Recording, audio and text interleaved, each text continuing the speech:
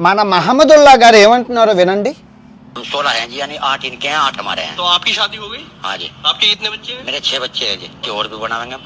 और भी बनाएंगे? हाँ जी बढ़ाएंगे। कितने? स्कूल की पढ़ाई फ्री, हाँ। ड्रेस फ्री, हाँ। जूते फ्री, हाँ। किताबें फ्री। हाँ।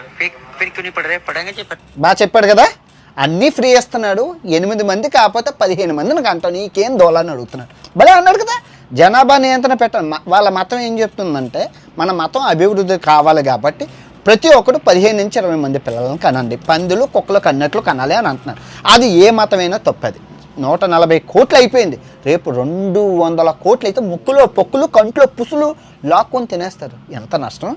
మన ఇండియా చూస్తే ఎంత, జనాభా చూస్తే ఎంత. దోలెక్కి ట్యాక్స్ కడుతున్నాను నేను ప్రతి సంవత్సరం. ట్యాక్స్ నేను ఎన్ఆర్ఐని 6 సంవత్సరాల నుంచి నేను ట్యాక్స్ కడుతున్నాను. చెక్ చేయండి, ట్యాక్స్ కడుతున్నాను. ఎందుకు కడుతున్నాను? దేశం అభివృద్ధి చెందాలి, ముందుకు వెళ్ళాలని కడతాను. అంతేగాని ఈడు దోలెక్కి దొబ్బించుకుంటే 7 పిల్లలకి చెప్పులకి ఎవరు కనమన్నారండి? తినడానికి తిండి లేనోడికి నీకు 6 మంది 8 మంది పిల్లలు ఎవరి కోసం? మతం చెప్తుంది మతం కనాలి, మతం అభివృద్ధి చెందాలి.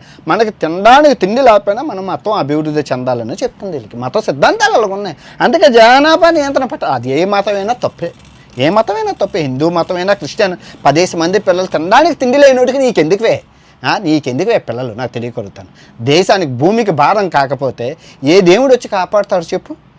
ట్యాక్స్ కడుతూ 40 సంవత్సరాల నుంచి మా అంకుల్ ట్యాక్స్ కడుతున్నాడు. సత్తాడికి రూపాయి పెన్షన్ కూడా రాదు. 40 సంవత్సరాల నుంచి ట్యాక్స్ కడుతున్నారు. రోడ్లు బాగోవు, బ్రిడ్జ్లు బాగోవు, అభివృద్ధి ఉండదు, దేశం ముందుకెళ్ళదు. ఈ నా కొడుకులకి దిక్కుమాల నా కొడుకులకి ఈ పథకాలు వాళ్ళ పిల్లల్ని బతుకుల కోసం కడుతున్నాం. నిజంగా జనాభా నియంత్రణ రావాలి. 1 చైల్డ్ పాలసీ 2 చైల్డ్ పాలసీలు రావాలి. అధిక జనాభా ఉంటే ట్యాక్స్ వేసి దొబ్బాలి. పథకాలు తీసిపాడు. నేను ఎవరికనమంటున్నారు? మతం చెప్తుంది.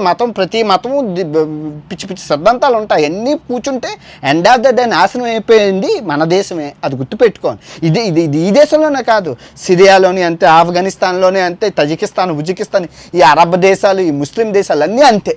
జనాభా నిండిపోయి ఉంటుంది, తినడానికి తిండి ఉండదు. అల్లాహు అక్బర్, బాంబు వేసుకోవడం, బాంబులు తీయడం, అంతే.